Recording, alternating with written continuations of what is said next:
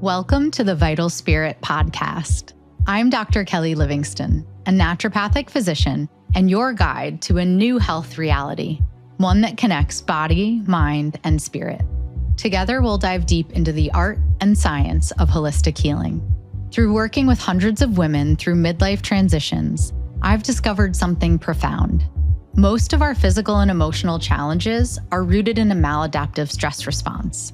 And true healing begins when we regulate our nervous system. Each episode will explore complex health topics in simple, empowering ways, uncover the deeper wisdom within each of us, and share practical tools for nervous system regulation to help you awaken your vital force and create lasting wellness. So, if you're ready to reconnect with yourself, your health, and your purpose, let's begin this journey together so you can experience life more fully human and deeply healed. Hi, and welcome back to the Vital Spirit podcast. I'm Dr. Kelly Livingston, and I'm so glad that you're here. In our previous episodes, we've talked all about naturopathic medicine and the principles that we follow as naturopathic physicians. We talked about the therapeutic order for healing, and we talked about the importance of removing obstacles to cure along our journey. Last week, we talked about the role of the gut-brain axis in establishing a strong foundation of health. As we move on to discuss Pillar 2 of the Vital Spirit method, regulate and restore, we'll explore how balancing our stress response and further understanding our stress response, adrenal health, thyroid function, sleep, and circadian rhythm is essential for achieving optimal health through midlife and beyond. Now, just a quick reminder of why we had started with the gut-brain axis. Well, in so many healing traditions, the lower abdomen is recognized as a vital energy center. So, for example, in Chinese medicine, the lower abdomen is called the dantian, and it's considered the root of one's life force. So, when we talk about things like qi or vis in naturopathic medicine, we're talking about the animating energy that gives us life. And so, I want to do a little exercise with you. I want you to take your hands, and if you can't see me and you're just listening, you're going to take your hands as if you're going to clap them. So clap them and then rub them together. Rub, rub, rub, rub, rub, and then pull them apart. Now, you want them about 3-4 inches away. You can open them further, bring them back together, almost like you have an invisible ball between your hands, and I want you to feel the energy between your hands. That's your chi. So as we talk more about the vis and the life force and why we start with the abdomen and all of these wonderful traditions of healing, I want you to remember that there's an animating force within you that's intelligent and it innately knows what to do. So even when we talk about the stress response, your body is really always trying to achieve homeostasis. And understanding this life force or chi, I think can be really, really helpful.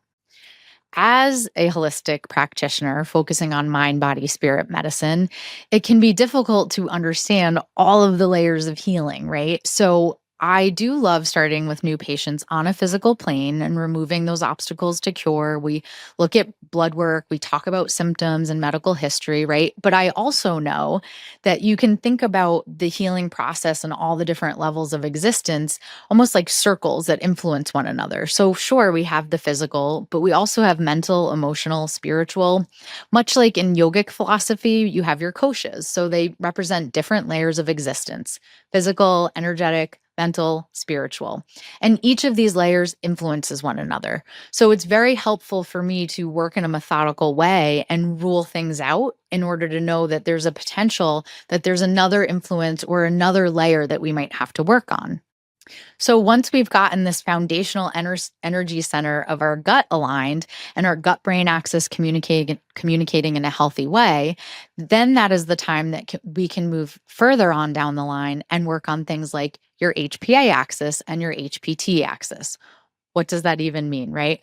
Well, if someone comes to me and they're looking to, say, balance their hormones or work on neurotransmitters and mood, if they're not even digesting and breaking down the ingredients and building blocks that they need to make those things, then it makes it a lot more difficult to get the body to naturally do what it needs to do. So again, we start with the gut-brain axis, but the reality is I'm also always assessing things like your HPA axis and your stress response. So, HPA axis stands for hypothalamic pituitary adrenal. So, as we're talking about this next pillar and we're moving in to talk about the influence that this has on our hormones, on our mood, on our energy, I want you to think about stress. Stress coming into the body and into the brain. Now, that stress can be external. It could be emotional stress from a relationship, stress from driving on 95, if you're in the New York City, Connecticut area like me. It could be stress internal from maybe foods that you're eating that are inflammatory, like we talked about last time. It can be internal stressors from dysbiosis or pathogens. So, any sort of stress or threat, it can also just be us scanning our environment because our nervous system is set up to be hypervigilant, is going to come into our brain, into our hypothalamus, which is then going to tell our pituitary gland, which is going to then tell our adrenal glands to make cortisol and respond to stress. So, when you have a lot of stress coming in chronically over time, or maybe you have a very traumatic stressor, you should, or your body typically is able to then come back to homeostasis when that stress is gone. But if you're constantly in that sympathetic state and you're constantly producing cortisol, then what happens is, much like a thermostat, when your house is warm enough and the heat goes off, your body's going to start to become a little bit desensitized to those messages. So you're, for example, maybe overproducing cortisol because your HPA axis has been upregulated for a period of time. And then your body's going to say, hey, I'm not going to do that anymore. I can't maintain that level of response. And if we think back to the example that I gave last time, I had that patient who was bloated and having trouble with bowel movements. Well, say, for example, we had found that her thyroid was underfunctioning. And I did run a full thyroid panel with her. So TSH, free T3, free T4, her thyroid antibodies, reverse T3, right? Her thyroid was great, but that could have been a cause of her constipation. It was something I knew I had to rule out. Well, that might also be due to high levels of cortisol and her HPA axis responding to a lot of stress. When we have higher cortisol, our T4 and T3 conversion is going to be impacted. So we don't have as much of our active T3 to do its work in our body. Now, because perimenopause and menopause are a time in our lives as women where chronic stress may have been playing a role for a long time, I will often see that things like our thyroid are underfunctioning because of excessive cortisol production.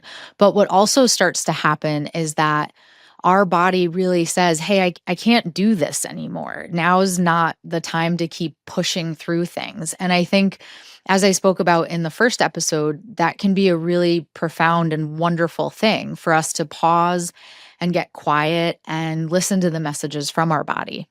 Over the years, as I designed the Vital Spirit method, I would think often about the Jungian goal of individuation and how does that happen in someone's life. So to achieve self-actualization, to become who you're truly meant to be, to fulfill your sacred contract or soul's purpose. Well, how can that happen if we're struggling with constipation all the time, or brain fog, or an autoimmune condition, right? So as I worked with women, I knew that my goal was to have more conversations around sacred contracts and soul purpose, and how this second phase of life can really be a time for us to reconnect with our authentic selves and shed some societal expectations, embrace our true nature. But I kept hitting the wall with some patients where, okay, but if they're not feeling well or they're struggling with anxiety or depression, those conversations can't even be had, right? And so again, for me, it's really about starting with the foundations of health and removing those obstacles to cure so that we can focus on things like our soul's purpose and individuation. If you look at any of Marion Woodman's work, for example, she talks a lot about how the societal conditioning that we've been under as women often pressures us to embody this good girl archetype and prioritize selflessness and compliance over personal authenticity. So when I work with patients, I talk about external and internal locus of control sometimes on our health journey, and really getting more connected with our true self and our bodily wisdom. And the first way to do that is to get quiet and connect with the messages that your body is sending you. So, of course, if your body is sending you messages that are uncomfortable or scary, that can be a difficult process. And so, in the beginning of working with a patient, we are first, again, removing those obstacles to cure so that getting quiet and going inside of ourselves and reconnecting is a process that feels safe. I find that as we approach menopause, this transition offers a unique opportunity to reconnect with ourselves and really reassess our life's purpose. It's a time where we can start listening to our body's signals as signs that maybe we're on the wrong path or signs that we're on the right path. So it might be through emotions like sacred rage or moments of pure joy that really resonate deeply with us that we reconnect with what it is that our soul is trying to tell us. I really do believe that the spiritual and the physical are two aspects of one totality, and our bodies are often communicating the desires and needs of our soul. So again, I might start on the physical plane of existence, but I also know that some of the things that are manifesting physically might be communications from another plane, such as a spiritual or mental emotional message. This is very similar to when I'm thinking about top-down or bottom-up approaches when I'm working on mental health with someone, which we'll talk about in just a minute.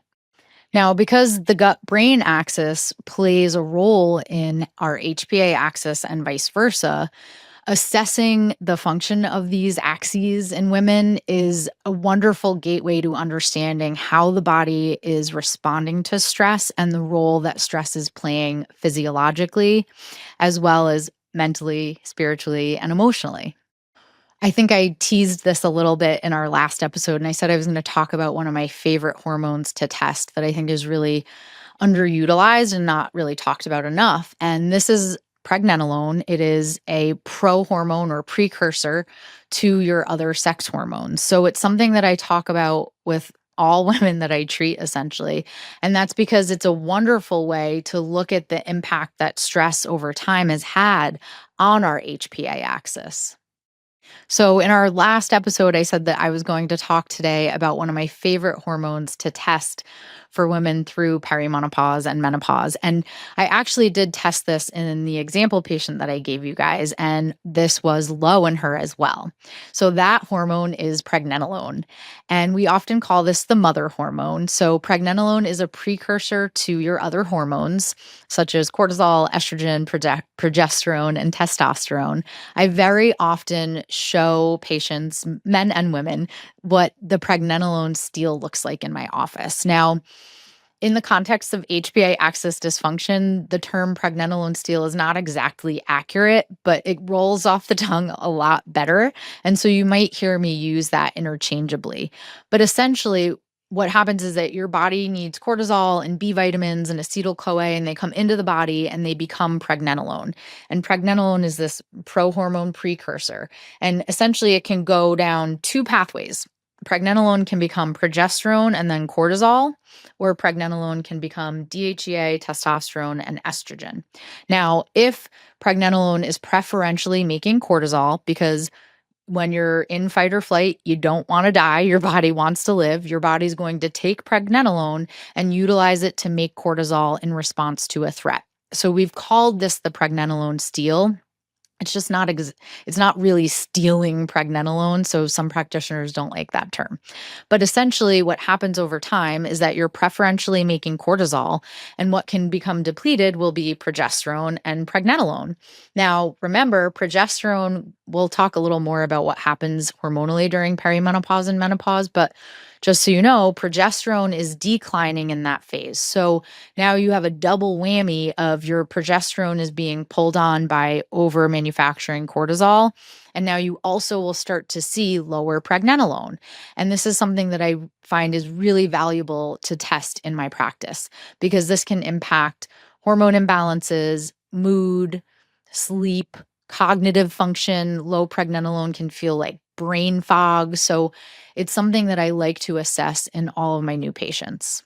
And remember, we talked about how your hypothalamic, pituitary, and adrenal axis works a bit like a thermostat. So if your body had been making too much cortisol in response to stress, then your body's going to send a message to your brain and it's going to start to down regulate that HPA axis. Now, lots of studies have shown that low pregnenolone and allopregnenolone, which is another steroid hormone, have been shown to be low post-traumatic stress patients, major depressive disorder patients. So when I'm assessing how stress has played a role in mental and emotional health in a woman, pregnenolone is something that I'm always looking at.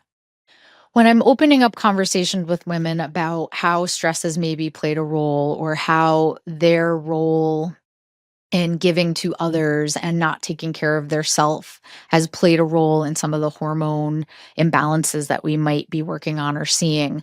I don't want women or anyone ever to feel like it's their fault or there's anything wrong with how their body's been processing stress, because your body is so smart and it really is designed to keep you safe and to keep you healthy. So your body was doing the best that it could do in those moments with the information that it had. One of the most profound theories that I've found helpful in my practice to explain to patients is the polyvagal theory. So I will definitely have an episode on this as well, but this was introduced by Dr. Stephen Porges, and it offers a framework for understanding how our autonomic nervous system responds to safety and threat. So when you're in your ventral vagal engagement, you're feeling safe and joyful and connected with others. And when you're in your sympathetic, you are essentially feeling that activation or that fight or flight. And when you're in dorsal vagal, you might feel more shut down or freeze. So I'm not going to go into too much more detail around that today, but I do want you to start to think on what nervous system state do you tend to go into? Are you someone who tends to be very regulated? Do you feel comfortable around others? Do you have joy and compassion and purpose in life? And you feel pretty stable in response to emotionally dysregulating experiences? That's wonderful. That might be you. You're probably someone who lives more in ventral vagal. And throughout a day or even throughout time, we're going to move through these states. You're not always going to be in one or another. Having flexibility to move through these states is really what a healthy nervous system can do. Whereas you might be someone who says, "Oh, I live in sympathetic, I live in fight and anger, or I live in flight and anxiety." And again, I'm really simplifying these, but when you're constantly living in one of those more sympathetic or upregulated states, then over time, that is going to impact on a physiological level the hormones that we might be testing and looking at. And if you're someone who's more prone to the dorsal vagal shutdown state, then you might be more prone to depression or feelings of hopelessness or shutting down in response to overwhelming stress. And really understanding these states and knowing that it's not your fault that you're feeling them.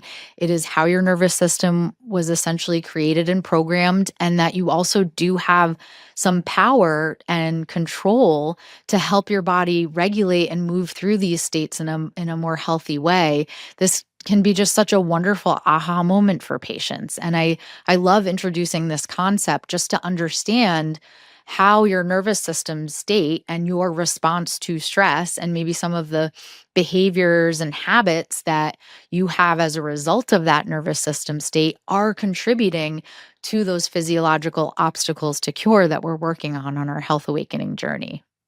So you might be wondering why some people might be more prone to a sympathetic state, right? So let's think for a minute again about the brain and how we process fear, trauma, danger. So the amygdala in our brain is kind of like our brain's alarm system where we're detecting for threats and we're looking, is this a safe environment? Is that person safe? Do they look like they're going to harm me? Are they yelling at me? Or are they talking to me in this nice sing-song voice, right? So the amygdala is constantly scanning for safety. And then it's presenting this information to your hippocampus, which is important in storing memory. And it's essentially linking these scanning pieces of information of safety to the memory of maybe an emotional traumatic event or an emotional response and saying, hey, is this piece of information safe or not? Is this thing that I'm experiencing or seeing in the environment safe or not? And the hippocampus will say yes, safe, or no, I have a memory of that being scary or dangerous. And then the hypothalamus, we talked about that before, really regulates your autonomic function. So it activates that fight or flight. Remember, it's going to send a message to your pituitary, which then sends a message to your adrenals to activate, to make cortisol in response to stress. And you also have what's called the salience network in your brain. So that's basically saying, is this important? Is this deserving of my attention or not? And so some patients that I work with, they are essentially scanning the environment for safety or danger, and everything is dinging, everything's salient. Their amygdala is always interpreting that as scary. The hippocampus is saying, yes, something scary like that happened before. We need to be on high alert. And then it's telling your hypothalamus, hey, you got to tell the pituitary, and then they've got to tell the adrenal glands, like, this is scary, this is dangerous, make cortisol, make cortisol.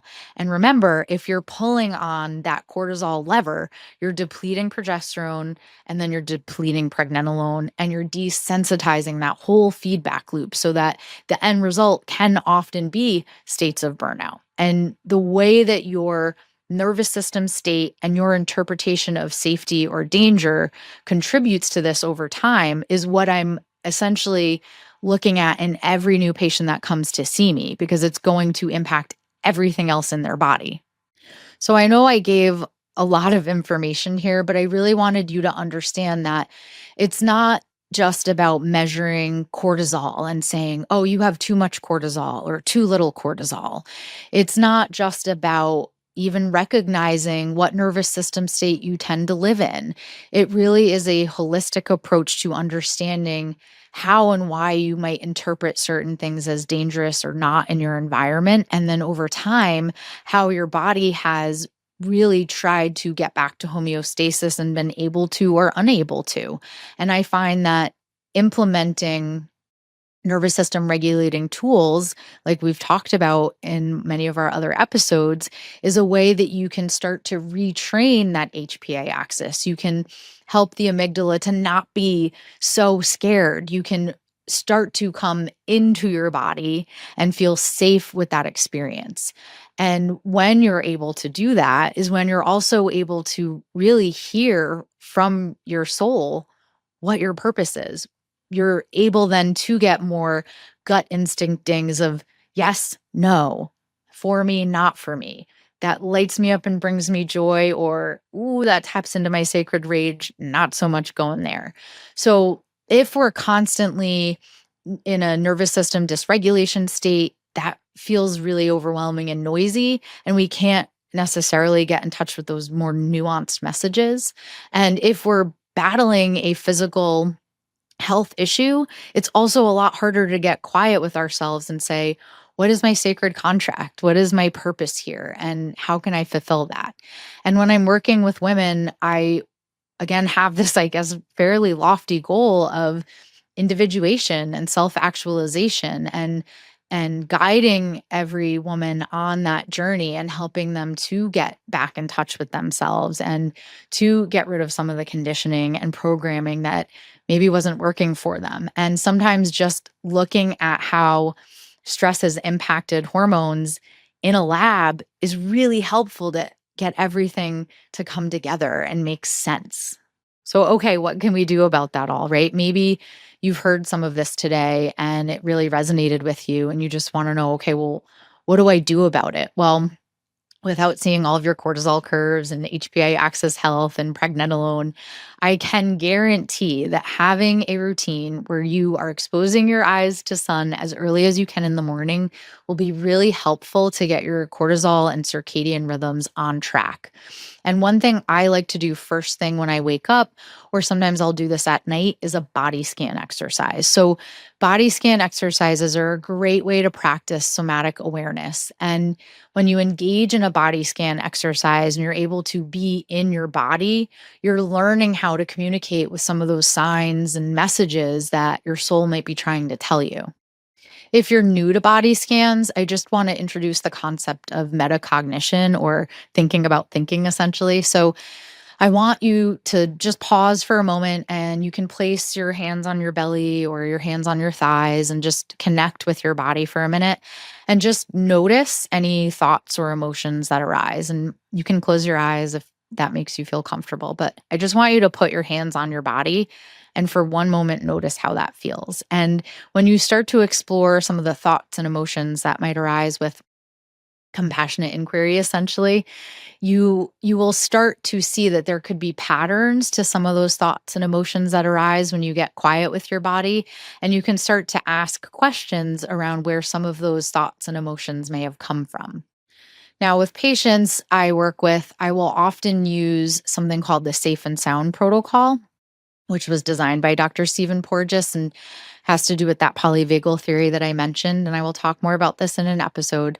But essentially, I'll have patients do a body scan or put their hands on their body while they're listening to filtered music that puts them into the parasympathetic rest, digest, and heal state. So it's a lot easier to get quiet and hear messages from our body and our mind and our spirit when we're in that healing state. And so when I have patients who maybe struggle with meditation or they feel like they're not doing it right or they are not comfortable doing a breathwork practice, sometimes the best tool to use is the safe and sound protocol because all they have to do is listen and then do a simple sensory input exercise, put your hands on your body and listen to the messages that you might be getting. And by integrating these strategies, we're really enhancing our capacity for self-regulation. Remember, having flexibility to move through those nervous system states or flexibility and emotional agility when under stress. And this leads to improved emotional well-being and overall health because then when you're not reactionary or in more of that triggered sympathetic fight or flight state, your brain's not getting the message that there's danger and you're not safe. And your hormones, especially your sex hormones, are able to do what they're meant to do. And you're not making too much cortisol for your digestion to function. So, again, I think you're starting to maybe see how it's really all connected. So, as you think on this episode, which I think was full of lots of things that you can reflect on in the next week or two, I do want you to pick one exercise where you can get quiet with yourself, whether that's a body scan, progressive relaxation, or a simple breath work. And you can just have a little bit of compassion with whatever thoughts or emotions come up. And you can get a little bit curious and just inquire with yourself what is that coming from? And think on what nervous system state you typically are in when you're not in that rest and digest, safe parasympathetic state. Do you tend to be someone who does easily go into fight or flight? Is it anxiety? Are you constantly scanning the environment and hypervigilant? Or are you someone more prone to that dorsal vagal shutdown? Just start to think about how you maybe move through a day and ask where some of those patterns and nervous system state habits might have come from. And try to do that with non-judgment. I know it can be difficult. I know that I'm more prone to getting into the fight anger state when I'm triggered. It's something that I've worked really hard on in my own nervous system regulation and emotional agility journey. So just getting clear on what states you tend to be in and some of the maybe unhealthy habits that those states lead to. And when you feel yourself moving in and out of a nervous system state, now that you have the awareness and maybe the words around that, practice something that brings you back into a more regulated state. So, again, that can be a breath work, that can be putting your hands on your body. As I said, with patients who struggle with that, I use something called the safe and sound protocol. So, as we move on to pillar 3 next week and we talk more about nourishing our vitality and balancing hormones further and looking at things like neurotransmitters, I think you have a little bit of a better foundation of understanding the stress response and the HPA axis and what regulate and restore might look like for you. If you've enjoyed this today, please share with anyone else who you might think is interested and make sure to subscribe and download episodes. And you can find me on Instagram at Dr. Kelly Livingston and at the Vital Spirit Method. Thank you so much for being here today. And I can't wait to explore more holistic healing with you.